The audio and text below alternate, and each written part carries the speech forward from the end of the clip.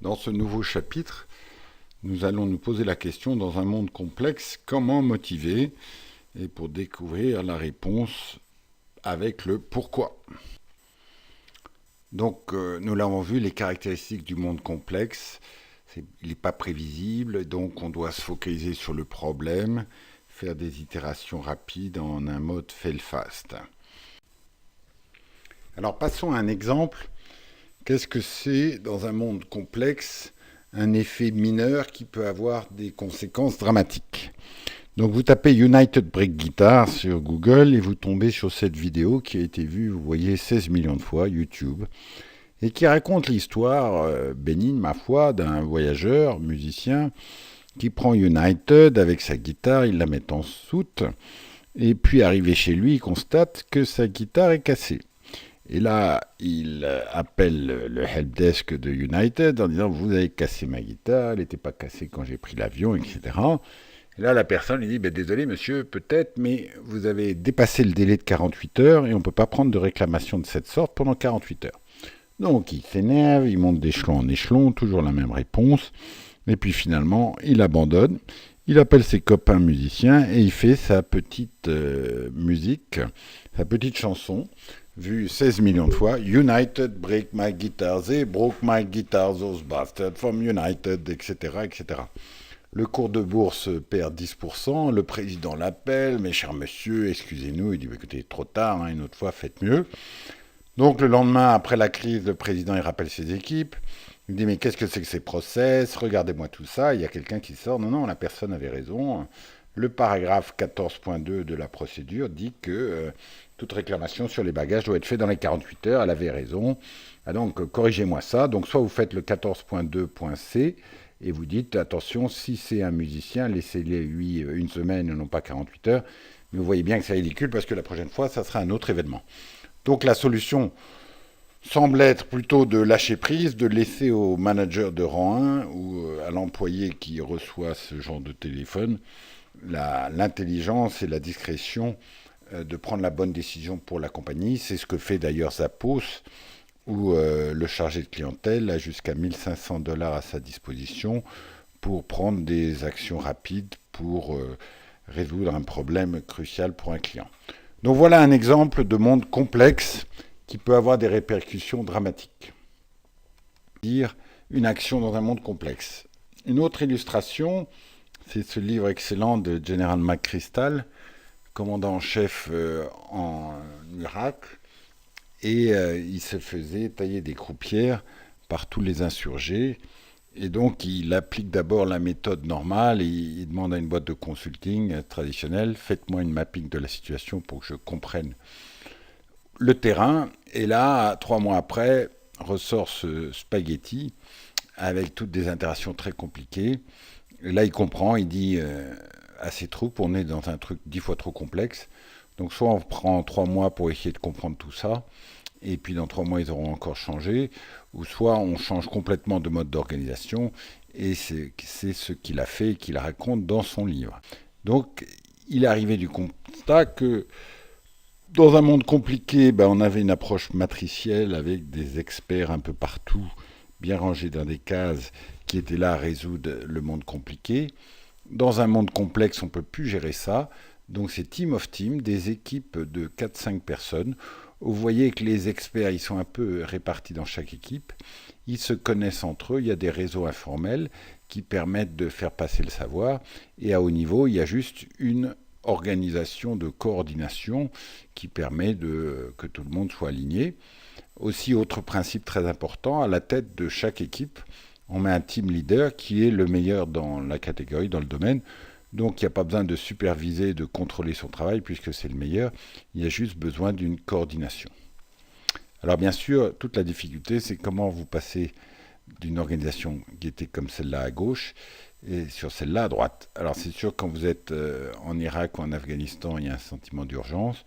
Bon, et dans votre entreprise, c'est ça, il faut qu'il y ait un sentiment d'urgence pour y aller.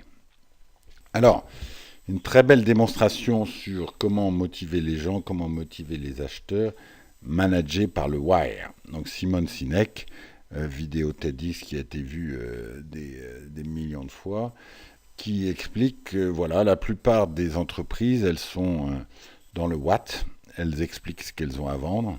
Voilà, voiture 5 portes, 5 litres au 100. Il y en a quelques-unes qui sont dans le how, et on va vous dire, voilà, German Engineering, donc posez pas trop de questions, c'est du bon, c'est du lourd. Et très peu vont être dans le why, comme Tesla, qui veut dire je vous emmène dans un autre monde, vous allez découvrir d'autres choses complètement différentes. Et donc, ce qu'on peut faire aussi bien avec les clients, on peut le faire en interne avec salariés. Alors, c'est ça le principe, on se focalise sur la vision à haut niveau et la mission dans cette vision.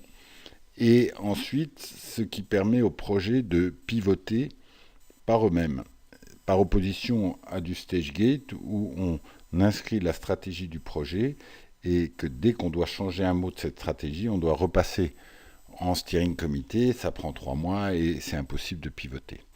Donc voilà, le grand thème, c'est ça, c'est se focaliser sur la mission de l'entreprise et qui est en cohérence avec la vision du monde. Alors on s'est posé la question finalement, pourquoi cette vidéo de Simon Sinek, qui est assez b.a.-ba, elle est si puissante? Finalement, il explique à sa façon les 3 axes de la philosophie. Donc, dans toute philosophie, il y a d'abord la théorie, c'est l'observation et l'analyse du monde. C'est le champ, le terrain, que ce soit en Irak ou en Afghanistan, dans quoi je m'engage, etc. Est-ce que j'ai bien analysé le monde? Ensuite, il y a le sens, le but ultime de tout ça. Qu'est-ce que je suis venu faire en Irak? Ah oui, je suis venu sauver la démocratie ou je sais pas quoi. Et ensuite, le how, c'est les règles d'interaction. Comment je vais interagir avec l'ennemi? Est-ce que je dois repasser au Pentagone dès que je dois faire une attaque ou je donne l'autonomie à mes équipes? Eh bien, on voit qu'on retrouve ça dans les 3 questions pour toute transformation d'une équipe de management. La première question, est-ce que vous avez un diagnostic partagé sur la disruption digitale? C'est-à-dire s'il y en a la moitié d'entre vous, ou même un de votre COMEX, qui dit non, ce monde digital, c'est pas ça, de toute manière, ça va faire flop, c'est pas le bon truc, ça va pas le faire. Et pour découvrir vraiment ce monde digital, nous, on a bien compris qu'il faut activer le cerveau droit et pas uniquement le cerveau gauche. Donc, il faut une expérience au niveau du vécu, comme on dit, et rien de tel qu'un voyage de veille. Ensuite, quand vous avez compris le monde dans lequel vous travaillez, vous devez vous poser, est-ce qu'on a un rêve commun? Donc ça, des fois, c'est la moto de l'entreprise, mais il faut qu'il soit très bien fait, très sharp, pour montrer finalement, c'est quoi ma mission dans ce monde? Et une fois que vous avez ça, il faut quand même une 3e chose, ce sont les règles d'engagement claires. Parce que vos collaborateurs au niveau COMEX, ils vont vous dire, cher ami, on travaille déjà 70 heures par semaine, et là tu veux que je fasse des projets en innovation de rupture. Et by the way, fail fast, c'est pas tellement la culture de l'entreprise. Jusqu'à présent, quand je me suis planté, je me suis fait taper sur les doigts. Donc, explique-moi ce qui va changer, explique-moi les règles d'engagement. Voilà, 3 conditions préalables avant toute transformation. Très fort, très puissant. Et à la fin, pour finir, rappelons-nous quand même, c'est quoi les facteurs clés pour avoir des gens motivés, ou plus précisément, les 4 conditions préalables à toute motivation d'une personne. Donc Dan Pink, qui explique de ça de façon admirable sur TED, et maintenant la science derrière est robuste et plus personne ne la challenge. Donc il y en a 4.